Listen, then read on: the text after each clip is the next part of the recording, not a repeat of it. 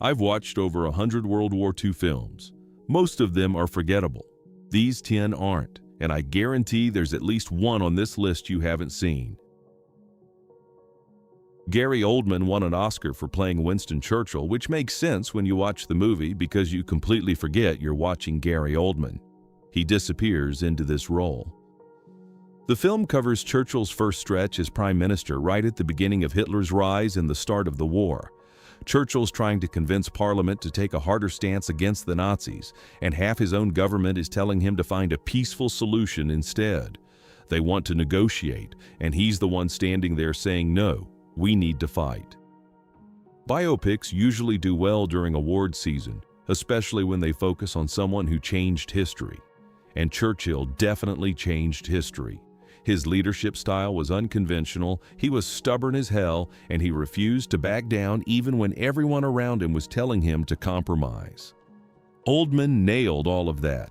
The film became one of the best war movies of the last decade. In 2006, Clint Eastwood did something kind of wild. He made 2 separate war films about the same battle from different perspectives. Flags of Our Fathers was the first one. It's about the Battle of Iwo Jima, specifically about the 6 men who raised the American flag on Mount Suribachi. You've seen the photo. It's one of the most famous images in history. 5 Marines and 1 Navy corpsman. The film is based on a book written by James Bradley, whose father John Bradley was the Navy corpsman in that photo. Ryan Philippe plays him in the movie. The film isn't just about the battle or the flag raising, though. It's actually about what happened after. Those 6 men became instantly famous because of that photograph, and the movie shows how that fame followed them home. Christopher Nolan made 2 World War II movies so far. Dunkirk was the first. It's about the Dunkirk evacuation in 1940, where hundreds of thousands of Allied troops got trapped in northern France and had to be evacuated across the English Channel. Meanwhile, Nazi forces were closing in on them. What Nolan did that was different, he told the story from 3 perspectives: land, air, and sea. And he messed with the timeline for each one, so they're all happening at different speeds but converging at the same moment. It's intense, and you really feel how desperate the situation was. The war had barely started at this point, and it was already devastating. The boat does something most World War II films don't do. It shows the German side. Not the officers or the people making decisions, but regular soldiers stuck on a submarine trying to survive. The film is based on a novel by Lothar Gunther Buchheim, who actually served on a German submarine during the war. So this is his real experience turned into a book and then into a movie. It follows the crew of the U-96 as they deal with life underwater. The film got nominated for a bunch of Oscars when it came out. Critics loved it. It showed Nazi soldiers as actual human beings instead of just villains, which was controversial but also made the film more interesting. There's a weird twist, though. Buchheim hated the movie. He said the director watered down his anti-war message and made it too commercially exciting, but it still became one of the most acclaimed war films ever made. The Pianist is based on the autobiography of a Polish-Jewish pianist. The film follows him and his family as they're forced into the Warsaw Ghetto by the Nazis and what happens to him during the war. It's one of those films that critics and audiences agreed was exceptional. It won the Palme d'Or at Cannes, which is basically the highest honor a film can get at that festival. It's considered one of the best films of the entire 21st century. The performances are incredible, and it's based on one of the most important autobiographies of the 20th century. This story of survival in Warsaw during the Holocaust is devastating, and the film captures it without sensationalizing anything.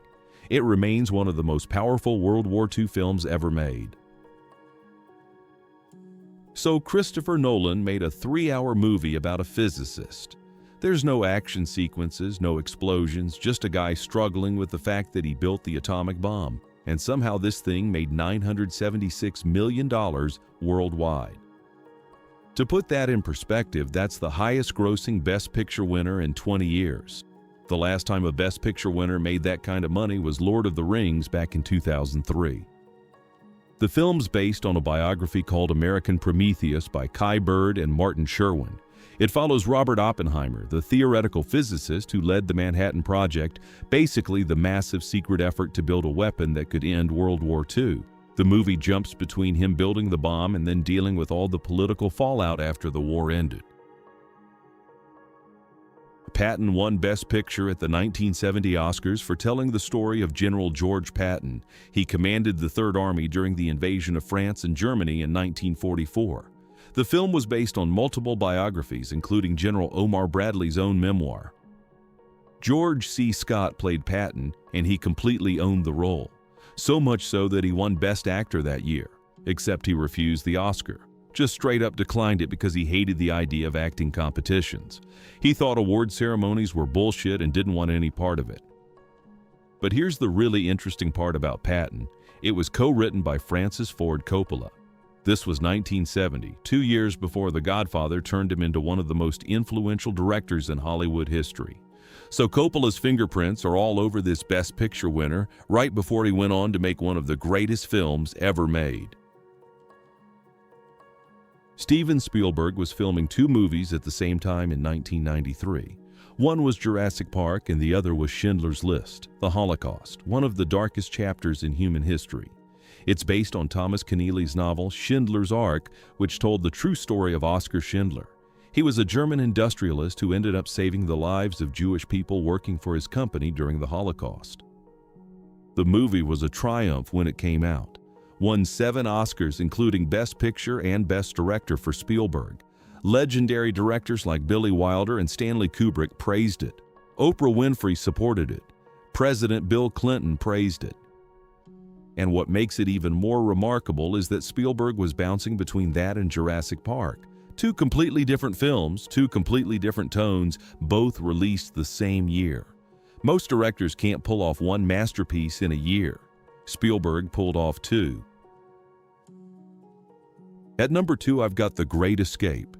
It's based on a real book about real events, but the movie took some serious liberties with the story. John Sturges directed this heavily fictionalized version of British prisoners planning a massive escape from a Nazi camp, and it became one of the best action movies ever made. This came out in 1963, right at the tail end of classic Hollywood before everything changed with the new Hollywood era. It's got that old-school epic feel with huge casts and big set pieces. Steve McQueen plays Sapton Virgil Hiltz, one of the few Americans in the camp, and he basically pushes everyone to attempt this escape. The film even got nominated for Best Picture at the Golden Globes, and it's still considered one of the greatest action films ever made. Steven Spielberg's back here with Saving Private Ryan, and this one's a different beast entirely. The film was inspired by Stephen Ambrose's books and accounts from real veterans who lost multiple siblings during the war. Tom Hanks plays Captain John Miller, who gets assigned a mission to find James Francis Ryan, a soldier who's the last surviving member of his deployed family. All his brothers have been killed, and the Army wants to pull him out before they lose him too. What made Saving Private Ryan different from most Spielberg films is how violent and unrelenting it is. Spielberg's known for optimistic, uplifting movies. This is not that. This is brutal. The D-Day sequence at the beginning is infamous for how realistic it is. It drops you right on the beach with Miller as he's fighting through one of the most terrifying battles in modern war history. The whole film has this tone that's just heavy and dark, which wasn't what people expected from a Spielberg war movie, but that's what made it work.